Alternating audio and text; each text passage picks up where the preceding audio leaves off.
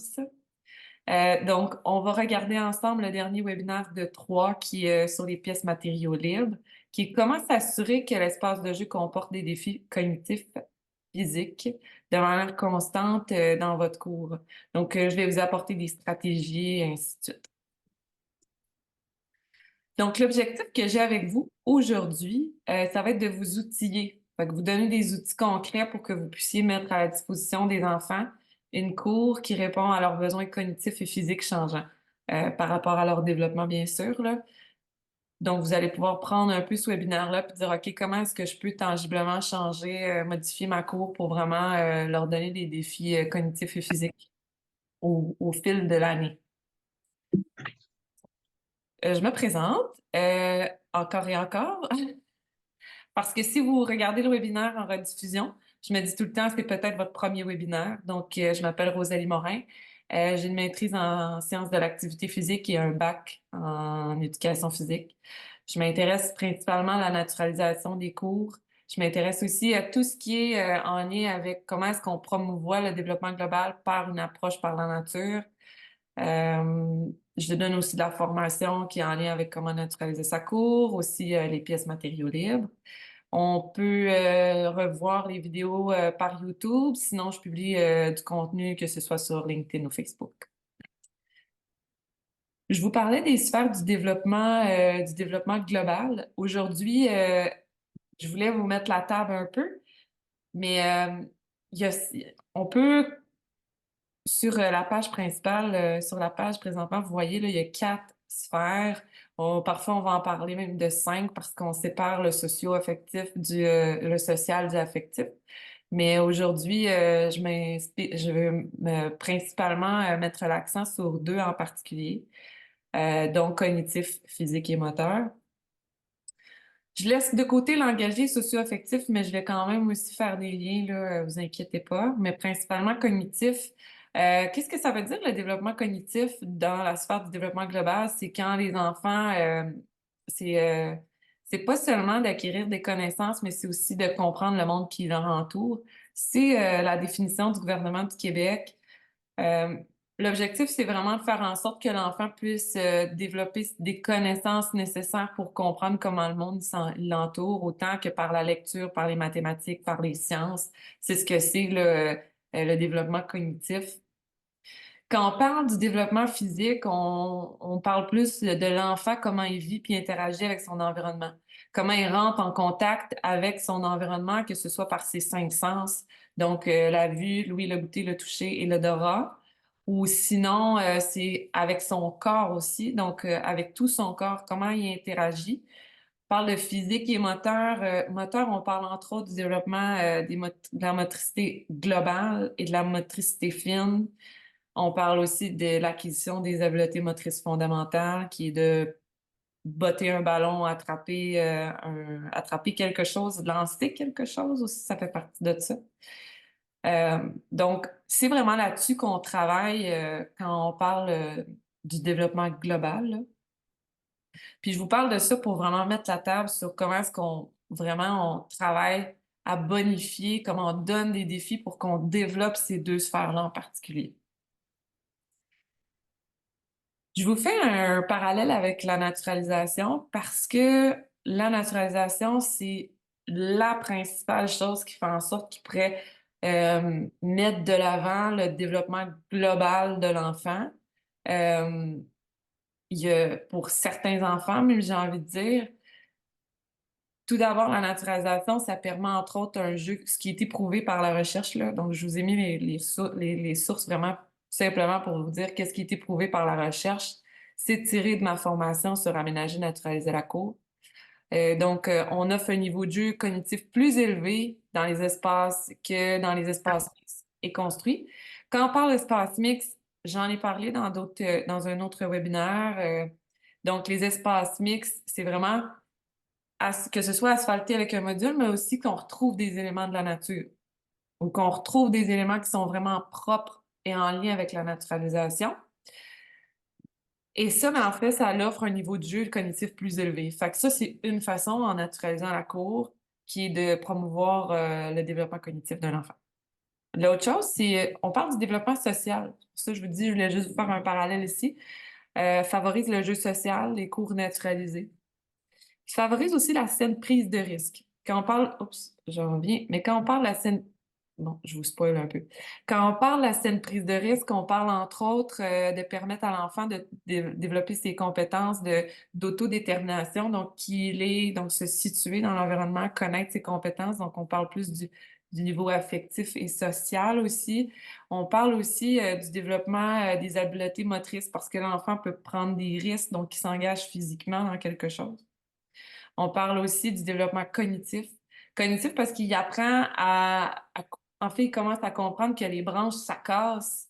Euh, donc, le phénomène scientifique derrière. Fait que la saine prise de risque aussi dans la naturalisation, on la retrouve. On parle aussi de contribuer aux habiletés motrices fondamentales, on en parlait plus tôt.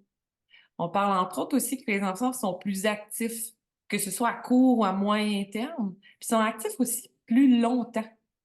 Donc, c'est important pour le développement des habiletés motrices. S'ils sont plus actifs, ils ont moins de chances d'être sédentaires. C'est littéralement ça, là. Puis surtout, en bas de 5 ans, c'est important de développer de saines habitudes de vie qui vont se prolonger à long terme, là. Donc, la naturalisation, c'est un des bienfaits qui a été recensé.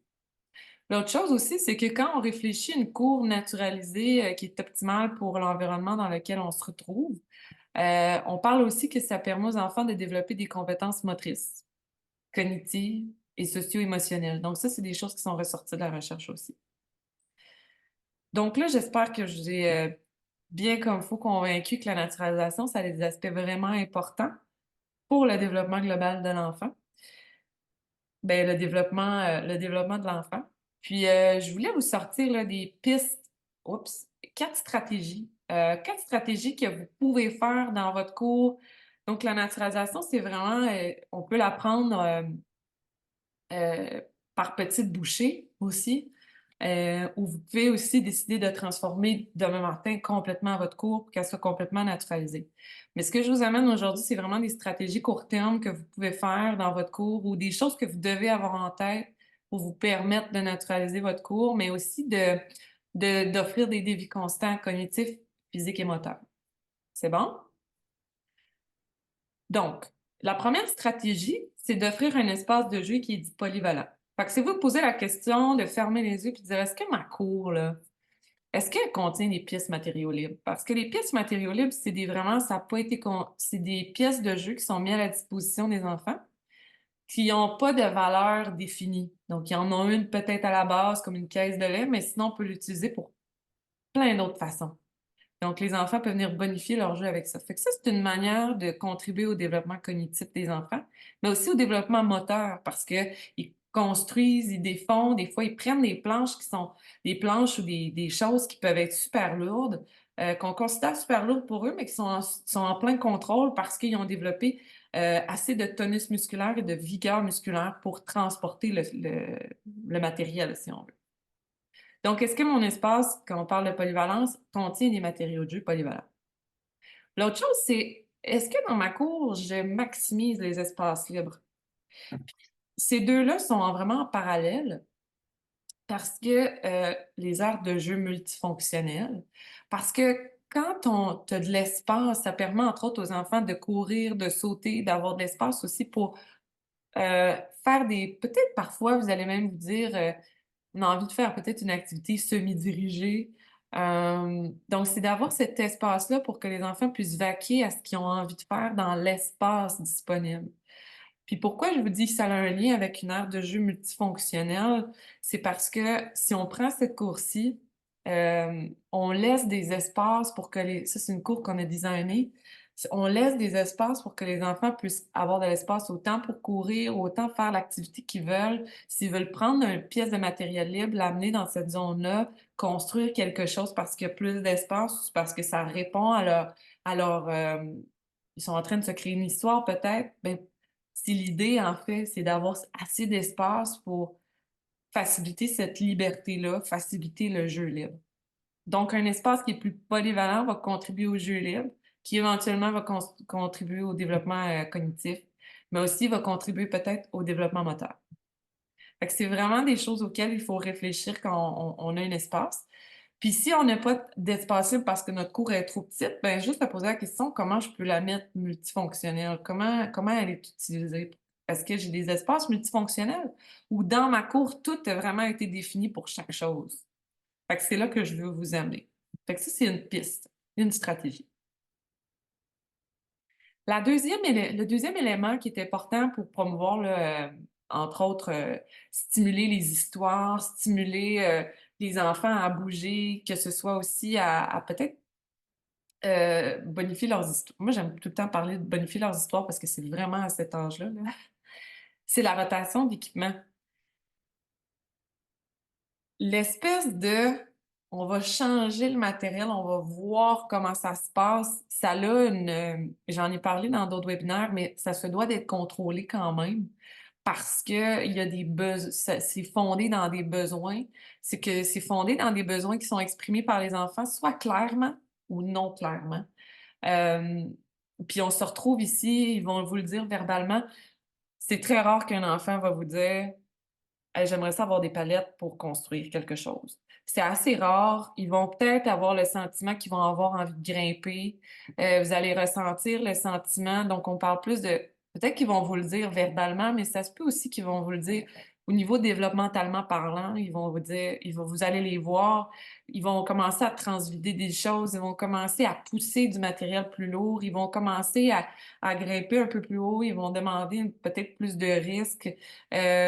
Vous allez peut-être même, j'ai envie de vous dire, et ça se peut très bien qu'un enfant arrive de la maison et vous dise, j'ai construit une cabane de couverture avec papa, maman en fin de semaine, ou juste avec papa, ou juste avec maman, ou avec grand-maman.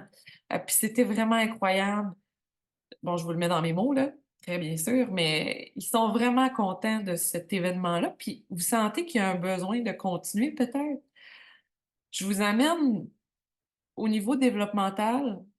Il se peut qu'il y ait un besoin ici, ils vous le disent pas, mais ils vous le trans, ça se traduit par quelque chose. Donc, vous, est-ce que vous pouvez vous dire, hey, on voit ça de plus en plus, là, il y a un besoin de construire des maisons, il y a un besoin de construire des choses. Est-ce que peux-tu leur sortir des choses que j'avais l'intention de sortir plus tard, là, du cabanon, mais je vais sortir cette année. Je vais sortir maintenant. Les bâches, je vais sortir des poteaux, pas des poteaux, mais des morceaux de bois plus longs. Je vais leur sortir des chaudières pour qu'ils puissent les empiler ou se faire comme une zone. Fait que vous devez aller aussi au devant des besoins, en faisant cette rotation d'équipement-là qui répond aux besoins développementaux des enfants. Puis, si vous faites de l'éducation plein air, il se peut très bien aussi que ce soit un continuum des apprentissages qui est fait en forêt. Donc, que ce soit par l'utilisation de petits outils, que ce soit par l'utilisation de choses qui ont fait en forêt, par l'utilisation peut-être d'une tente ou que ce soit par le besoin exprimé de grimper dans les arbres. Est-ce que vous le permettez à l'extérieur de la cour, mais vous avez les installations qu'il faut pour grimper dans les arbres? Moi, il y a des beaux arbres pour grimper des belles structures. J'ai visité des cours là, récemment. Il y avait vraiment des beaux arbres. Il y avait tout ce qu'il fallait pour grimper. Est-ce que aussi c'est pas la rotation d'équipement, mais c'est une rotation de façon de penser. Est-ce qu'on peut allouer ce besoin? Est-ce qu'on peut répondre à ce besoin-là? Est-ce qu'on se pose la question pour le besoin de l'enfant. Donc, c'est une belle chose aussi qui rentre dans la fonction, qui rentre dans les besoins exprimés par l'enfant. Rotation d'équipement aussi peut se faire en fonction des saisons. Il y a des matériaux qui sont plus, je dis les matériaux libres, là, sont pas mal pour vraiment l'ensemble des besoins par saison. Il y en a qui sont plus intéressants par saison, mais il y en a qui sont utilisés différemment dans les saisons. Donc, vous pouvez essayer des choses, mais toujours est-il, il faut que ça réponde aux besoins développementaux parce que les enfants vont cheminer aussi, là, ils vont cheminer puis ils vont avoir des défis différents. Donc, c'est être alerte à ces défis-là par saison.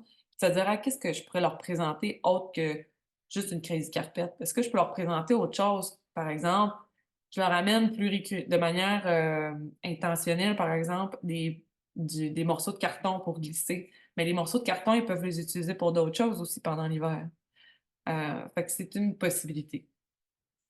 Une autre façon aussi qui va vous entraîner à changer ou faire une rotation de l'équipement, ça va être par le bris ou par l'entretien. Il se peut que vous vous dites, ça, si ça se brise souvent, c'est parce que les enfants l'utilisent souvent. Si par l'entretien, ben l'entretien, c'est la même chose. Si je l'entretiens souvent, c'est parce qu'il y a un grand besoin de. Donc, c'est nécessaire de créer cette rotation-là dans ce matériel-là. Puis j'ai mis même. Je suis allée jusqu'à mettre aussi la petite voiture en plastique parce qu'il y a des garderies des fois qui me disent ah, on a acheté du matériel, nous, puis on tend à aller vers l'éducation plein air ou l'éducation par la nature ou vers la naturalisation. Mais on veut pas s'en débarrasser tout de suite de notre matériel qui est en plastique, qui est encore bon. Continuez à l'utiliser. Puis le jour où est-ce que justement il répondra plus aux besoins, bien, vous pouvez faire cette transition-là vers les équipements de la nature, tout simplement. Parce que je crois beaucoup qu'il existe un comment qu'on appelle ça, là, le non-gaspillage, là. Vous l'avez déjà utilisé, vous l'avez déjà acheté, prenez-le. La valeur, mais venez le combiner avec d'autres choses. Peut-être que les enfants vont le combiner avec. Souvent, les enfants vont prendre ces petites voitures-là, puis ils vont mettre des feuilles dedans qui tombent de la nature ou des morceaux de branches, des morceaux de paille qu'on retrouve au sol. Puis ils vont les mettre dedans la voiture, puis ils vont commencer à la pousser. Donc, ils vont les rendre complémentaires au jeu, mais il se peut que vous pouvez faire une transition, là, tout simplement. Fait que ça, c'est pour qui de la rotation d'équipement qui a un impact, je vous en ai parlé là, au niveau développemental, euh, puis est vraiment complémentaire avec la prochaine, qui est la rétroaction des utilisateurs. Vos utilisateurs vont vous le dire, en fait, ce qu'ils ont besoin, ou ils vont vous le faire comprendre, euh, ou bien vous allez devoir poser des questions. On s'entend que la clientèle avec laquelle, que ce soit en bas de 6 ans, là, ils vont nous le dire euh, de la façon dont ils vont nous le dire. Donc, c'est quand même il y a une traduction à faire, là, mais vous pouvez toujours demander. Je suis sûre qu'il y en a qui vont être capables de vous le dire, sinon ça va être différentes manières qu'ils vont vous le dire, mais vous pouvez faire des exercices de dessin, ça va faciliter la traduction. Vous pouvez leur poser des choses, des questions sur ce qu'ils aiment. Qu'est-ce qu'ils aiment? ça va, ça va déjà plus les engager. C'est ça l'objectif, c'est de les engager davantage dans le jeu. C'est d'être aussi à l'écoute des enfants puis des adultes. Les adultes, là, j'ai envie de vous dire, c'est surtout les éducatrices. J'ai écrit ça ici en termes de posture de direction. Vous pouvez vous laisser des notes. Qu'est-ce que les adultes, qu'est-ce que les éducatrices, les enseignantes, les éducateurs ou les enseignants vous ont dit? On se laisse des notes. Qu'est-ce qui marche pas? Faut être à l'écoute, là. Euh, Ensuite de ça, c'est d'analyser les zones les plus achalandées. Il y a des jouets plus achalandés, du matériel qui est plus achalandé que d'autres. Fait que c'est de voir aussi là, comment est-ce qu'on peut contribuer de manière plus importante au développement global. Puis c'est de leur offrir qu'est-ce qu'ils ont envie d'interagir davantage avec. Voyez-vous, ça se fonde dans l'interaction avec son environnement. C'est ce qui va donner éventuellement du défi dans votre cours. Si vous voyez que les enfants interagissent pas avec le matériel ou interagissent mal par conflit ou quoi que ce soit, c'est parce que ça se fonde peut-être dans ce que vous offrez ou l'environnement qui est offert. Il y a aussi plein d'autres choses, là. Mais principalement, si on parle de la cour, c'est peut-être que la cour, elle manque de défis aussi. Fait que ça, c'est une façon aussi de trouver une solution à vos défis, là, dans la rétroaction, de vos utilisateurs. Fait que vous pouvez observer, vous pouvez écouter, il faut être patient aussi, parce qu'il y a des choses, qui vont être différentes de saison en saison. Il y a des choses qui vont être dites, à l'automne seront pas dites de la même manière au printemps, puis seront pas dites de la même manière à l'hiver, puis à l'été. Donc, c'est pour ça qu'il faut être patient, de voir progresser les saisons, mais d'être quand même assez réactif à ce qui se passe là. Ça, c'est important aussi pour offrir du défi. La dernière, c'est celle-ci. C'est la formation du personnel. La formation du personnel, là, je l'ai écrit, là, puis je l'ai mis en gros, là. Le personnel responsable doit avoir les compétences nécessaires pour être en mesure d'offrir des défis adaptés à l'âge et aux capacités des enfants. Offrir des défis cognitifs et des défis physiques, moteurs. Souvent, on peut penser à des défis moteurs et physiques parce que peut-être la première chose que ça arrive, c'est peut-être prise de risque. C'est pas toutes les personnes C'est pas tout le personnel responsable des enfants qui est à l'aise avec ça. Puis, faut être conscient de ça parce que si on fait fi de ça, ça va engager tout simplement là, la fermeture totale ou ça va limiter, ça va se traduire par la limitation de l'enfant à s'engager dans quelque chose parce qu'il va avoir des barrières trop importantes, des règles, des règlements trop définis. Puis souvent, se cache juste derrière le manque de formation ou le manque de connaissances ou le manque de familiarité avec le concept. Puis j'ai envie de dire peut-être par fierté ou par inconfort ou tout le monde a sa raison, mais ultimement, l'objectif, c'est si tu as un personnel formé, c'est une façon de permettre à l'enfant de s'engager ultimement dans du défi plus cognitif et plus physique. Là. L'éducatrice, si elle a une formation sur c'est quoi le rôle, entre autres, qu'elle doit adopter. J'ai donné un webinaire aussi là-dessus, mais si elle est plus alerte au rôle ou elle est plus confortable aussi avec c'est quoi son rôle aussi, parce qu'elle sait que son rôle a une importance sur le défi physique que dans lequel elle va s'engager, aussi dans les défis cognitifs. Elle va le challenger sur des questions, sur là, je vous le dis, là, sur des réactions scientifiques, mais des réactions scientifiques, ça peut tout aussi bien. Pourquoi les feuilles changent de couleur ou, ah oui, les feuilles changent de couleur. Donc, amener à réfléchir ça, si elle a les connaissances nécessaires, c'est plus facile pour elle ou pour lui.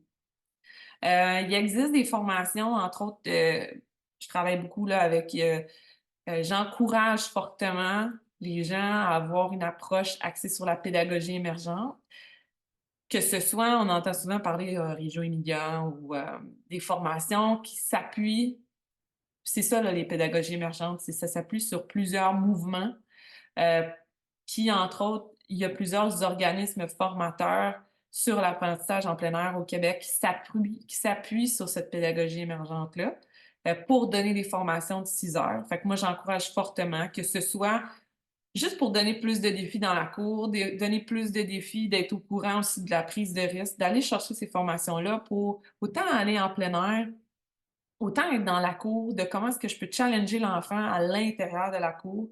Après ça, de rentrer dans une boucle, de dire est-ce que je la naturalise, ma cour, parce que ce besoin-là va émerger. Puis aussi, je fais un parallèle avec la formation sur les pièces matériaux libres que j'offre. C'est une formation de 3 heures. Puis cette formation-là vous amène justement à intégrer les pièces matériaux libres dans la cour que vous utilisez peut-être un peu à l'extérieur, mais vous n'êtes pas tout à fait à l'aise encore. Fait que c'est des concepts qu'on reprend ensemble. Puis je parle des pièces matériaux libres, puis je parle ensuite du rôle de l'éducatrice ou de l'éducateur, puis on voit après ça par l'expérimentation comment est-ce que tu interagis avec ce type de situation-là? Comment tu te sens par rapport à cette situation-là? Puis on co-développe ensemble là, sur ce qui peut se passer dans la cour, mais aussi dans le groupe de travail. Fait que tout ça mène à l'objectif final qui est de comment est-ce que je contribue au développement global de l'enfant. Aujourd'hui, on parle vraiment du développement cognitif, du développement physique et moteur, de ces deux compétences-là. Mais je vais faire un petit résumé avec vous, là. En gros, là, si vous avez une chose à retenir aujourd'hui, l'objectif, c'est de vraiment multiplier les stratégies qui vont favoriser le contact, qui vont maximiser le contact avec les éléments de la nature, parce que ça contribue au développement, entre autres, cognitif et contribue au développement physique et moteur. Puis si vous amorcez une transition vers une cour naturalisée, c'est des éléments dans lesquels ça s'inscrit, tout ça, tout ce que je vous ai présenté. C'est bon? Est-ce que vous avez des questions? Je vais me...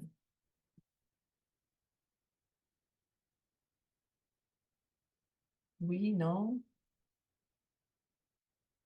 Je vais passer ça ici. Le prochain webinaire, je vais le mettre ici. La prochaine série de webinaires qui va nous mener jusqu'à juin, les vacances, c'est une série de webinaires sur la saine prise de risque. Euh, Pourquoi je prends la peine de parler de la saine prise de risque? Parce que j'ai remarqué sur mes réseaux sociaux, j'ai fait 2 publications de la saine prise de risque, puis il y a des gens qui ont interagi comme pas possible avec les publications, que ce soit aussi par le like, leur partage, puis des gens qui ont commencé, en tout cas bref, il y a un besoin, là. Puis j'ai dit, ça serait vraiment intéressant de parler de tout ça. Donc, la prochaine série de webinaires, je vais la publier là, sur Facebook, entre autres. Puis, vous allez pouvoir vous inscrire. Le prochain, c'est le 24 avril. J'ai pas encore donné les sujets, là. Faut que j'y pense encore. Donc, je vais livrer les sujets bientôt. 24 avril, 2 heures à 2 heures et demie. Vous pouvez vous inscrire avec, que ce soit avec le code QR ou que ce soit là, tout simplement directement sur la plateforme de Nalu Éducation.